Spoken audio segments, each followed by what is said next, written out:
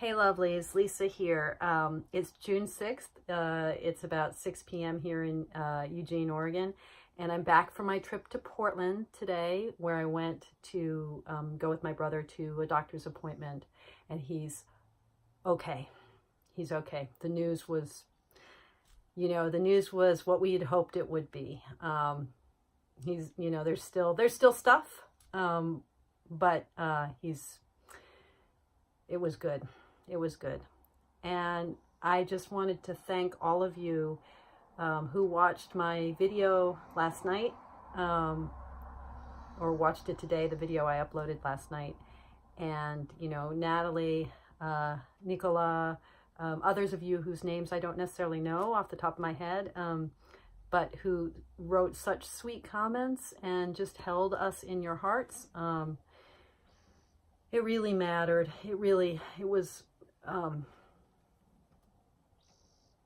was deeply moving, and I am grateful. So, this go around, in terms of what I was talking about in my last video with anxiety and with the way we live waiting for the other shoe to drop, this go around, we get to breathe a sigh of relief. Sorry it's so noisy in the background. So, yeah, but I mean, as I know all too well from, my work at the hospital, for all the times that there are sighs of relief and things go well, there are all the times that things don't go well. And we just don't know, so we just keep loving each other. We keep loving up on each other. We keep holding on to our sense of practice, our sense of the mystery, our sense of the sacred. We keep just reaching in, reaching down, reaching out, all of the things to, yeah. So, in some ways, I mean, actually, I'm not thinking about the tower in terms of gratitude today, although I think I could go that route. But I'm thinking about something that actually shook me that had nothing to do with health or with my brother today. I just received some negative feedback on some work that I'd done. And I felt that all too familiar rising of shame, where your face gets warm and your heart feels clogged and heavy and your shoulders collapse. Just that feeling of, oh, they didn't like it. I'm bad. I hope I'm not the only one who's received negative feedback ever. What was interesting to me is how tender I am, and much as I feel strong and good in what I put out in the world, I was actually kind of taken aback to realize that my reaction to negative, to criticism, to, oh, that wasn't so great, that was a piece of crap, that my response was shame. Like, shame, why shame? But that's totally what it feels like, that that crumpling. And, it made me, this is the Lo Scarabeo version of the, that Soprafino, not the Della Rocca, but the later one that is an imitation. We don't know who drew it, but the ancient Italian tarot, which is a tarot deck that I love, but I have never worked with because for some reason, I really didn't like the cardstock. And so I've been waiting. This is a whole separate video, and stupid to sidetrack my rambling thoughts about the tower and shame, but I'll just throw it in. I'd never worked with this deck because I didn't like the cardstock, and I have the most recent version of it with the multicolored backings, which many people love. I like them. But I kept thinking, okay, maybe the early editions, because there are at least 3 editions with different color cards, different kind of backings. The image on the front stays the same, but the earlier editions, there's one that's green and gold, and there's one that's green and white. And maybe there are others, but I only know about those 2 other ones. And I thought, if I could get my hands on an earlier edition, the cardstock will be better. And I finally, after like a good 2 years or more of trying to get one on eBay. I finally got one, not the green and white, but the green and gold. And the cardstock was worse than this one. It was thinner, and it was no more satisfying. So now I'm like, okay, this is the deck. And why do I hate the cardstock again? And I actually sort of was like, maybe I don't hate the cardstock because I love these images so dang much. So yeah, the Ancient Italian Tarot. Anyway, so, you know, this vision of the tower, which really draws its connection to the Tower of Babel and to this moment of human pride, like, oh, maybe we can reach up to the heavens. And then the like, no, you are a piece of crap. You're falling to the earth.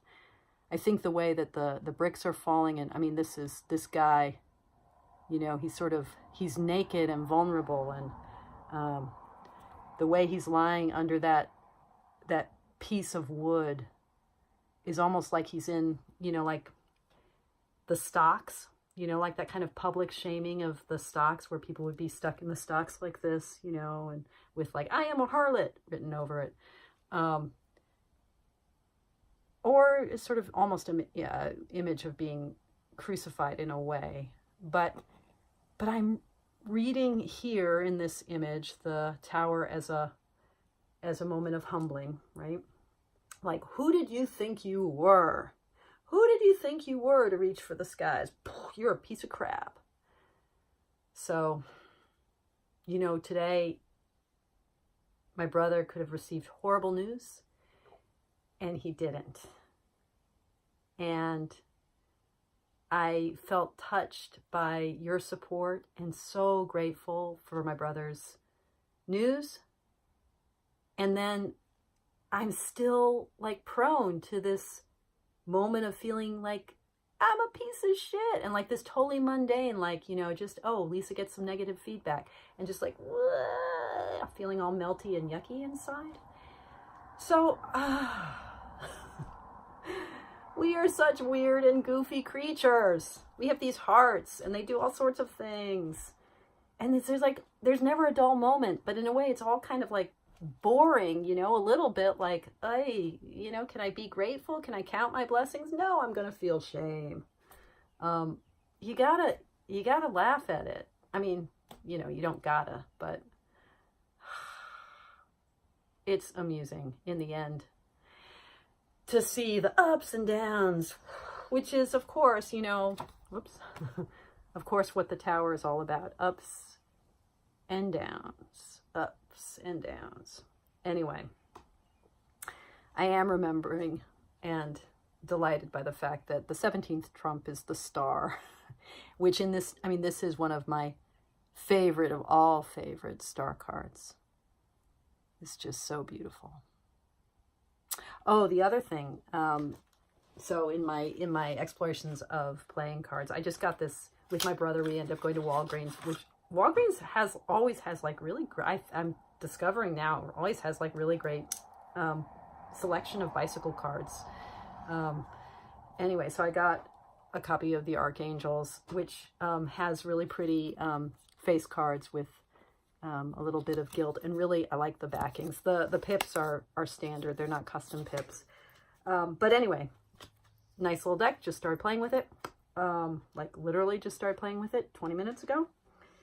And so I pulled a card to have a card to represent my tower moment today. And what I got was, actually I got it this way, the 5 of Hearts reversed. So, you know, 5 of Hearts, an analog to the 5 of Cups, this sort of sorrow, regret, if you think about it in Kim Kranz's deck with the horse with his head down. That was my April card, the 5 of Cups, 5 of Hearts, 5 of Cups. Ooh, now I'm getting tarot and playing cards all intertwined. I'm seeing cups for hearts and hearts for cups. Okay. And so I pulled it today and I was like, oh, maybe this is the shame card, because I got the 5 of Hearts last week, didn't I? Wasn't that the card I got where I was thinking about shame? Now I can't even remember. I have to go back and look at my videos and think about what sorrow and sorrow, the kind of sorrow I felt last week, which is also tied to shame. Anyway, so, you know, that image, oh, now I feel like I need to get this card out. Let's see if I can find it quickly. Maybe I can, oh, here we go. You know, maybe one of the reasons the horse's head is down isn't just the dejection of loss, but that sense of shame. Like, who did you think you were? Okay. I think that's all I got. As always, I am so grateful to you guys for your practice, for your watching. And I hope your day or night is going beautifully. Many blessings. Take care.